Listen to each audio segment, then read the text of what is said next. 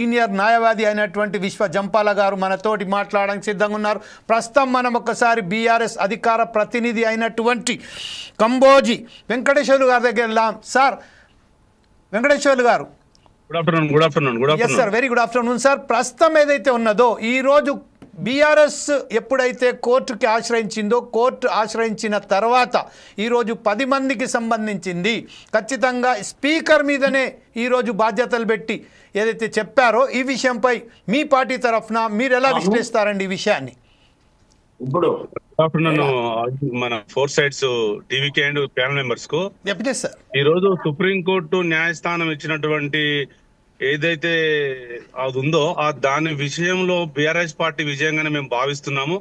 ఇలా సుప్రీంకోర్టు 10 మంది మీద వేటు వేయడానికి కారణం ఏంటంటే దాంట్లో 3 మీద రెడ్ పిటిషన్ ఉంది, 7 మీద పార్టీ ఫిరాయింపుల చట్టం మీద గౌరవ కేటీఆర్ గారు సుప్రీంకోర్టులో వేశారు. నేనేమంటున్నానంటే ఇవాళ రాజ్యాంగబద్ధంగా ఎన్నుకోబడినటువంటి ఎమ్మెల్యేలు పార్టీ ఫిరాయించిన తర్వాత సుప్రీంకోర్టు దాకా వెళ్ళిందంటే ఇంకా భారతదేశంలో న్యాయం బతికున్నదనడానికి ఇది ఒక నిదర్శనం. నేనేమంటున్నానంటే బీఆర్ఎస్ పార్టీ తరఫున ఇవాళ మీరు 1985లో రాజీవ్ గాంధీ గారు పార్టీ ఫిరాయింపు చట్టం తీసుకొచ్చిండు కాంగ్రెస్ పార్టీ. ఇవాళ గౌరవ్ ప్రసాద్ గారు స్పీకర్ గా ఉన్నారు, రేవంత్ రెడ్డి ముఖ్యమంత్రిగా ఉన్నారు. మీరు మీ కాంగ్రెస్ పార్టీ ప్రధానమంత్రి తీసుకొచ్చిన చట్టాన్ని మీరు ఉల్లంఘిస్తే రేపు రేవంత్ రెడ్డి గారు స్పీకర్ గారు సుప్రీంకోర్టు కోర్టు ఎక్కాల్సి వస్తుంది. తస్మాత్ జాగ్రత్త. అక్టోబర్ లో గానీ నవంబర్ లో గానీ ఈ 11 సీట్లకు ఎలక్షన్ వస్తుంది, జూబ్లీ హిల్స్ లో ఉప ఎన్నిక వస్తుంది. మిగతా దాంట్లో ఇప్పుడు భద్రాచలం తెల్ల వెంకటరావు కావచ్చు, తర్వాత కడియం సేర్ గారు కావచ్చు, స్టేషన్ గన్పూర్ దానం నాగేందర్ కావచ్చు, రెడ్ హ్యాండెడ్ గా కండు వేసుకుంటూ దొరికారు. సుప్రీంకోర్టు లాస్ట్ మంత్ లో మాకు ఇచ్చినటువంటి కండిషన్ ఏం చెప్పిందంటే మీరు ఇచ్చిన వీడియోలు క్లారిటీ లేవు, మీరు ఇంటర్నేషనల్ మీడియా కానీ నేషనల్ మీడియా కానీ ఏదైనా ఛానల్లో వచ్చినటువంటి క్లిప్పింగ్స్, పేపర్ యాడ్స్ అవన్నీ సబ్మిట్ చేయమంటే మేము లాస్ట్ మంత్ 16వ తారీఖు నాడు సుప్రీంకోర్టులో సబ్మిట్ చేసిన తర్వాత పూర్వపరాలు వాదోపవాదాలు విన్న తర్వాతనే ఇవాళ సుప్రీంకోర్టు మన స్పీకర్ గారికి డైరెక్షన్ ఇచ్చింది. 3 నెలల్లో వాళ్ళ మీద మీరు యాక్షన్ తీసుకోండి, బర్తరఫ్ చేయండి, వాళ్ళ ఎమ్మెల్యేల పదవికి రాజీనామాలను చేయించండి అని చెప్పారు. ఇప్పుడు ఉన్నటువంటి పరిస్థితి రేవంత్ రెడ్డి గారికి మొన్న లగచర్ల, నిన్న రుణమాఫీ, నిన్నటి దాంట్లో బీసీ కులగణన, ఇవాళ 10 మంది ఎమ్మెల్యేలది కాళ్లకు చేతులు కట్టేసి మెడకు ఉచ్చు బిగిస్తారు తెలంగాణ ప్రజలు. నేనేమంటున్నానంటే బీఆర్ఎస్ పార్టీగా రేపు మీరు ఎమ్మెల్యేలతో రాజీనామా చేయించి ఆమోదం చేస్తారా, లేదా మీరు డిస్క్వాలిఫై చేసి దర్యాప్తు చేసి మళ్ళీ ఎలక్షన్ పెడతారా అనేది ఇవాళ కోర్టులో మన వికారాబాదు ఎమ్మెల్యే గారైనటువంటి ప్రసాద్ గారి చేతిలోనే ఉంది. దీని డైరెక్షన్ అంతా 1985లో రాజీవ్ గాంధీ గారే ఇచ్చారు. నేనేం చెప్తున్నానంటే ఇదంతా మసిమూసి చేసి మారేడుగాయలు అమ్ముతున్నారు. ఈ 10 మంది 100% డిస్క్వాలిఫై అవుతారు, బర్తరఫ్ అవుతారు.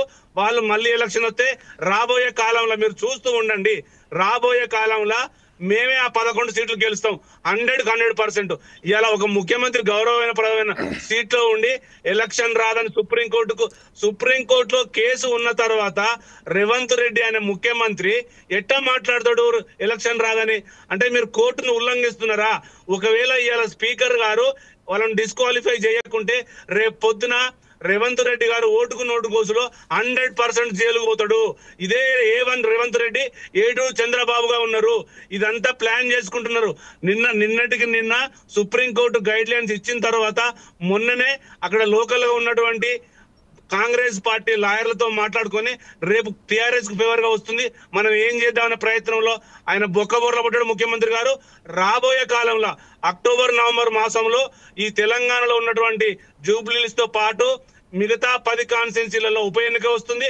ఉప ఎన్నికల్లో కాంగ్రెస్ పార్టీకి బీజేపీ పార్టీకి దిర్మ తిరిగే రిజల్ట్ వస్తుంది.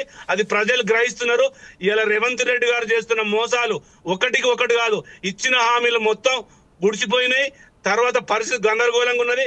6 హామీలు పోయినాయి, రుణమాఫీ పోయింది, కులగణన పోయింది, లగిచర్ల పోయింది, హైడ్రా పోయింది, మూసి పోయింది 42% రిజర్వేషన్ మీద ఇలా నాటకాలు ఆడుతున్నాడు. కామారెడ్డి డిక్లరేషన్ ఇంప్లిమెంట్ చేయమంటే అది ఇంప్లిమెంట్ చేయట్లేదు. చేవెళ్ళ డిక్లరేషన్ పోయింది, వరంగల్ డిక్లరేషన్ పోయింది.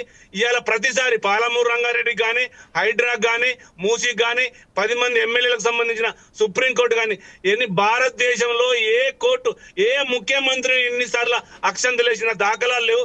రేవంత్ రెడ్డి ఒక చీటర్ రేవంత్ రెడ్డి అయింది తప్ప మిగతా వాళ్ళంతా గ్రహిస్తున్నారు ప్రజలు. రేపు రాబోయే కాలంలో ప్రజలు కర్రు కాల్చి వాత పెడతారు రేవంత్ రెడ్డికి. తస్మా జాగ్రత్త. నేను ఏమంటున్నంటే రాజ్యాంగబద్ధంగా ఈ రాష్ట్రంలో 3 ముఖ్యమైన పోస్టులు ఉంటాయి. ఒకటి స్పీకర్ గారు, 2 ముఖ్యమంత్రి గారు, ఒకటి హైకోర్టు చీఫ్ జస్టిస్ గారు. గౌరవంగా స్పీకర్ గారు ఇమ్మీడియట్లీ వాళ్ళకు నోటీసులు ఇచ్చి వాళ్ళని డిస్క్వాలిఫై చేసిన బాధ్యత ఆయన మీద ఉంది. లేకపోతే భారతదేశంలో చట్టం నిలబడదు. చట్టం ఒకవేళ కావాలంటే 2004లో వైఎస్ రాజశేఖర రెడ్డి గారు ఇచ్చినటువంటి ఆ రోజు చేసినటువంటి తెలంగాణ మోసంలో బండారు శారారాణి గారి మీద, మాదాడు సత్యనారాయణ రెడ్డి మీద, దుగ్గ్యాల శ్రీనివాసరావు మీద, ఖమ్మంపేట లక్ష్మారెడ్డి మీద ఆ రోజున స్పీకర్ వేటు వేశారు. అదే స్థాయిలో మీరు ఇలా వేటు వేయండి. వేటు వేయకపోతే ప్రజాస్వామ్యంలో స్పీకర్ పదవి కూని అయిపోతుంది. పార్లమెంటరీ వ్యవస్థలో రేవంత్ రెడ్డి మోకాల మీద దిగే పరిస్థితి వస్తుంది. రేపు 42% ఇస్తాడా ఇయ్యడా? మొత్తం ఇవాళ భారతదేశంలో 42% ఇవ్వలేని పరిస్థితుల్లో ఆయన ఉన్నాడు. నేనేమంటున్నంటే సుప్రీంకోర్టు గైడ్ లైన్స్ కనుక ప్రభుత్వం పాటించకపోతే రేపు పొద్దున ముఖ్యమంత్రి గారు, స్పీకర్ గారు కోర్టు మెక్కెట్టాల్సి వస్తుంది. వాళ్ళు కోర్టు ధిక్కారం కేసుకున్న కేసులు అయితే తస్మా జాగ్రత్త. దయచేసి బీఆర్ఎస్ పార్టీ ఏంటంటే ఇప్పటికైనా 20 నెలలు అబద్ధాలు ఆపేసి ఇప్పటికైనా గౌరవంగా స్పీకర్ గారు ప్రసాద్ గారు ఆ 10 మంది మీద అనర్హత వేటు వేయాలి, వాళ్ళని డిస్క్వాలిఫై చేయాలి, రాజ్యాంగాన్ని కాపాడాలి, ప్రజాస్వామ్యాన్ని కాపాడాలని బీఆర్ఎస్ పార్టీ డిమాండ్.